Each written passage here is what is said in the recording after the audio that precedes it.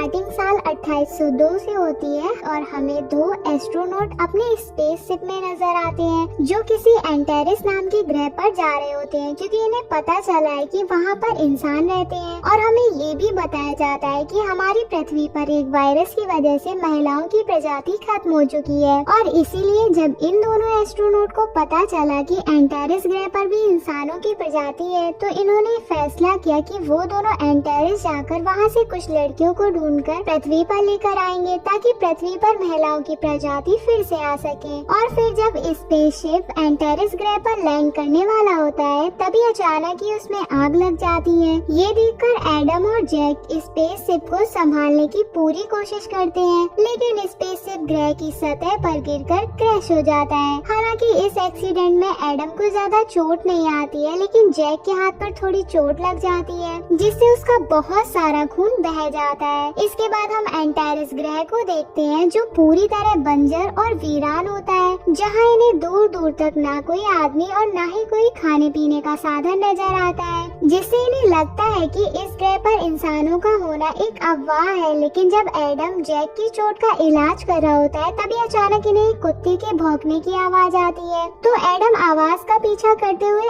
आगे जाता है। तभी एक जगह एडम को एक छोटा बच्चा एक कुत्ते के साथ नजर आता है। तो एडम उस बच्चे से बात करने की कोशिश करता है, लेकिन वो बच्चा एडम को देखते ही वहाँ से भागने लगता है। ये देखकर एडम भी उसके पीछे पीछे जाता है, और तभी एक महिलाओं का समूह वहाँ आ जाता है जो किसी सिपाही की तरह लग रही होती है, और फिर वो महिलाएं उस बच्चे को पकड़कर अपने साथ ले जाती हैं। इधर एडम जब उस बच्चे को इधर उधर ढूंढ रहा था, तभी वो एक बड़े से महल के सामने पहुँच जाता है, और एडम चुपके से उसके अंदर चला जाता है और वहाँ पर बहुत सारी महिलाओं को देखकर हैरान रह जाता है। इसी दौरान एडम को उनकी बातों से पता चलता है कि इस ग्रह पर महिलाएं आदमियों पर राज करती हैं और उन्हें गुलाम बनाकर अपने सारे काम करवाती हैं। यहाँ तक कि जब उन्हें किसी आदमी के साथ रोमांस करना होता है, तो महिलाएं उनकी मर्जी के बगैर ही अपने मन चाहे आदमी के साथ कुछ भी कर सकती हैं। इसी दौरान एडम देखता है कि वहाँ कुछ महिलाएं अपने गॉड के लिए प्रे कर रही होती हैं। तभी हमें पता चलता है कि धार्मिक महिलाएं एक ऐसे ग्रुप से संबंधित है जिसे टेक्सन चलाती है।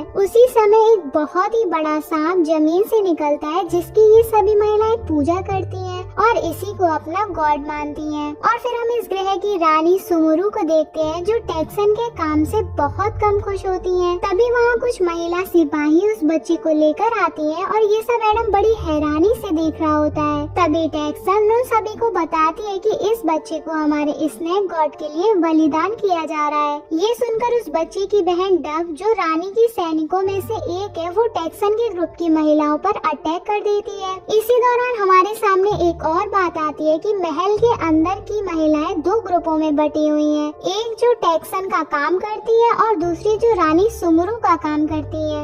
वहीं डव टेक्सन के सिपाहियों के साथ लड़ी रही होती है कि तभी स्नेक गॉड टेक्सन के ग्रुप की एक महिला सिपाही को निगल लेता है। ये देखकर टेक्सन काफी गुस्से में आ जाती है और अपने सिपाहियों से डव को पकड़ने के लिए बोलती है, लेकिन रानी उसे ऐसा करने से रोक देती है, जिससे रानी और टेक्सन में बहस हो जाती है। इसी बीच एडम जो एक कोने में छुपकर इनकी सारी बातें सुन रहा था, तभी उसके फोन पर जैक की कॉल आ जाती है, जिसकी आवाज वहाँ मौजूद सभी महिलाएं सुन लेती हैं। ये देखकर टेक्सन अपने सैनिकों से एडम को पकड़ने के लिए बोलती है, और एडम उन पर अपनी गन चलाकर भागने लगता है। इसी भागा दौड़ी में वो छोटा बच्चा भी वहाँ से भाग निकलता है, और फिर कुछ देर बाद हम एडम और उस बच्चे को एक साथ देखते हैं, जिसे बचाने के लिए एडम अपने स्पेसशिप पर ले जाता है। लेकिन तभी टेक्सन के महिला सिपाही एडम पर अटैक कर देते हैं, जिसमें वो बच्चा तो बच जाता है, लेकिन एक सिपाही एडम के पैर में तीर मार देती है। लेकिन फिर भी एडम बड़ी मुश्किल से स्पेसशिप के अंदर आ जाता है, पर तीर में जहर लगे होने की वजह से एडम की हालत खराब होने लगती है। वहीं स्पेसशिप के बाहर रानी अपने सिपाहियों के साथ आ जाती है, जो टेक्सन के सिपाहियों को वहाँ से जाने के लिए बोलती है, और फिर स्पेसशिप के अंदर जाती है, जहाँ एडम बहुत ही बुरी तरह से जख्मी पड़ा हुआ था। तभी रानी अपने बालों से कुछ निकालती है और एडम की बॉडी में लगा देती है। है, जिससे एडम की जान बच जाती है। फिर अगले सीन में हम एडम को रानी के महल में देखते हैं, जहाँ जैक भी होता है। और जब एडम को होश आता है तब जैक उसे बताता है कि उसे रिसर्च से पता चला है कि ये ग्रह अगले 2 महीने में ही खत्म हो जाएगा, क्योंकि यहाँ पल पल भूकंप के झटके आते हैं, जिससे ये ग्रह धीरे धीरे खत्म हो जाएगा। ये दोनों बात ही कर रहे होते हैं कि तभी वहाँ फिर से भूकंप आ जाता है। इसके बाद रानी के सैनिक एडम को रानी के कमरे में ले जाते हैं, जहाँ एडम रानी को सारी सच्चाई बताने की कोशिश करता है। यहाँ एडम रानी को बताता है कि वो पृथ्वी से आया है। इसके साथ ही एडम रानी को ये भी बताता है कि एंटेरिस के लोग भी पृथ्वी के ही वंशज हैं। दरअसल आज से सैकड़ों साल पहले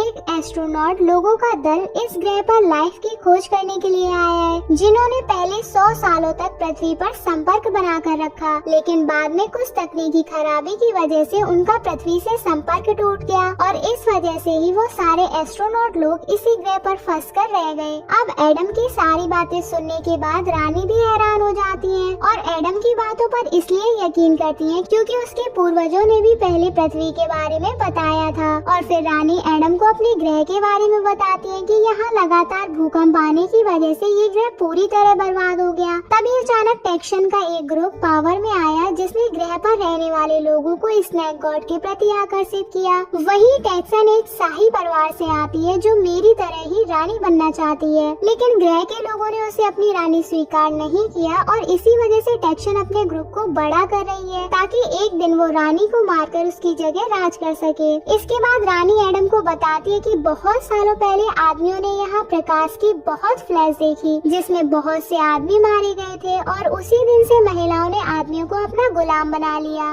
इसके बाद रानी एडम को अपनी खदान में ले जाती है, जहाँ बहुत से आदमी गुलामों की तरह खुदाई का काम कर रहे होते हैं। यहाँ रानी एडम को बताती है कि हम आदमियों का इस्तेमाल अपना काम करवाने के लिए या फिर स्नैक गॉड को बलि चढ़ाने के लिए करते हैं। इसी दौरान जब एडम रानी को ये समझाने की कोशिश करता है कि ये ग्रह अगले 2 महीने में खत्म होने वाला है, तो रानी उसकी बातों पर यकीन करने के बजाय उसे पीटने लगती है और उसे अपने सैनिकों से काल कोठरी में डालने के लिए कहती है। इसके बाद जब रानी के सैनिक एडम को कैद करने के लिए ले जा रहे होते हैं, तभी टेक्सन के ग्रुप के लोग उन पर अटैक कर देते हैं, जो रानी के ग्रुप की सारी महिला सैनिकों को मार देती है और एडम को पकड़कर अपने साथ ले जाती है। वहीं हम देखते हैं कि इस लड़ाई के बीच उस छोटे बच्चे की बहन डब बहुत बुरी तरह जख्मी हो जाती है और फिर अपने छोटे भाई के सामने ही दम तोड़ देती है। दूसरी तरफ टेक्सन के सैनिक एडम को टेक्सन के पास ले जाते हैं, जहां टेक्सन एडम को अपने ग्रुप में शामिल होने के लिए बोलती है और जब एडम इस काम के लिए मना करता है तो टेक्सन उसके साथ फ्लर्ट करने की कोशिश करती है, लेकिन एडम फिर भी उसे मना कर देता है। इससे टेक्सन काफी गुस्से में आ जाती है और एडम पर अटैक कर देती है। पर इससे पहले कि टेक्सन एडम को कोई चोट पहुंचा पाती, तभी रानी जैक के साथ वहां आ जाती है और एडम को टेक्सन से बचा लेती है। यहाँ टेक्सन जब रानी से लड़ने की कोशिश करती है तो रानी उसे एक ही मुक्के में बेहोश कर देती है।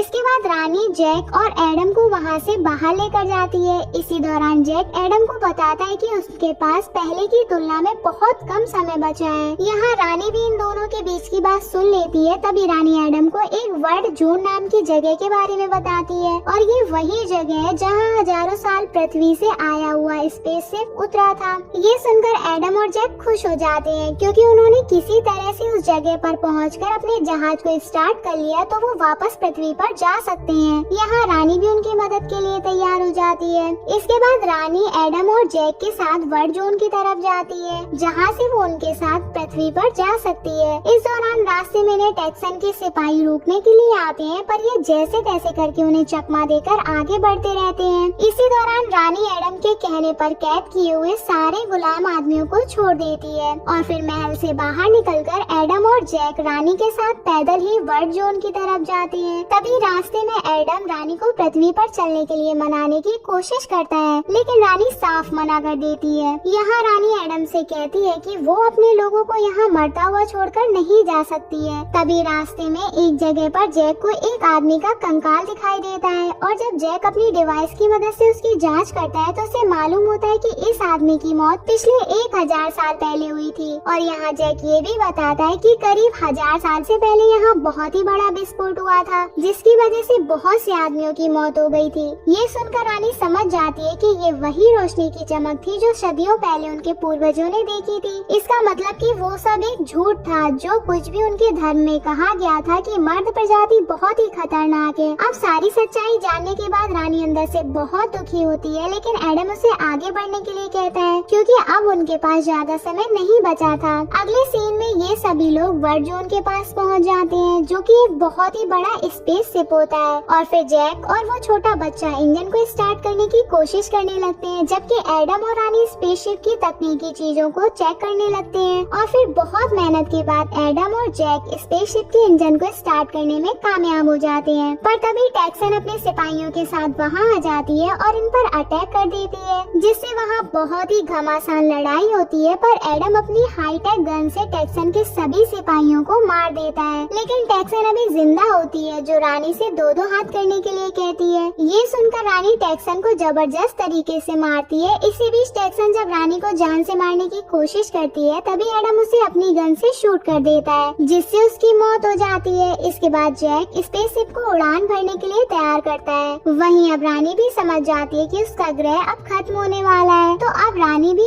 एडम और जैक के साथ पृथ्वी पर चलने के लिए मान जाती है। और जब ये सभी लोग स्पेसशिप में बैठकर उड़ान भरते हैं तो एंटेरिस के लोग स्पेसशिप को आसमान में उड़ता हुआ देखकर काफी परेशान हो जाते हैं। वहीं एडम जब एंटेरिस के लोगों को उनकी रानी के बिना देखता है तो उसे उनके लिए काफी बुरा महसूस होता है। तो एडम जैक से स्पेसशिप को नीचे उतारने के लिए बोलता है और ग्रह पर बचे हुए बाकी लोगों को अपने साथ पृथ्वी पर ले चलने के लिए बोलता है। इस पर जैक एडम से कहता है कि अगर हम वापस ग्रह पर जाते हैं तो वहाँ आने वाला खतरनाक भूकंप हमारे स्पेसशिप को खत्म कर सकता है। पर एडम और रानी इतना जोखिम उठाने के लिए तैयार होते हैं और फिर रानी और एडम के ज्यादा बोलने पर जैक स्पेसशिप को नीचे उतार देता है। वहीं ग्रह पर मौजूद लोग स्पेसशिप को देखकर डर रहे होते हैं, तो रानी बाहर जाकर उन सभी को समझाती है और इन्हें स्पेसशिप के अंदर आने के लिए कहती है। तो रानी की बात मान सभी लोग स्पेसशिप के अंदर आ जाते हैं और जब जैक स्पेसशिप को फिर से उड़ाने के लिए तैयार होता है तभी स्पेसशिप पर एक बहुत बड़ा कोबरा अटैक कर देता है। लेकिन जैसे ही जैक स्पेसशिप को उड़ान भरने के लिए स्टार्ट करता है तभी स्पेसशिप से निकलने वाली आग से वो कोबरा जलकर मर जाता है और फिर स्पेसशिप पृथ्वी के लिए उड़ान भरते हुए आसमान की तरफ चला जाता है। और इसी के साथ ये मूवी यही खत्म हो जाती है। हमारे चैनल को ऐसे ही प्यार देते रहिए। चलो जल्दी से कमेंट करके बताओ आपको मूवी कैसी लगी। लाइक और शेयर करना मत भूलना।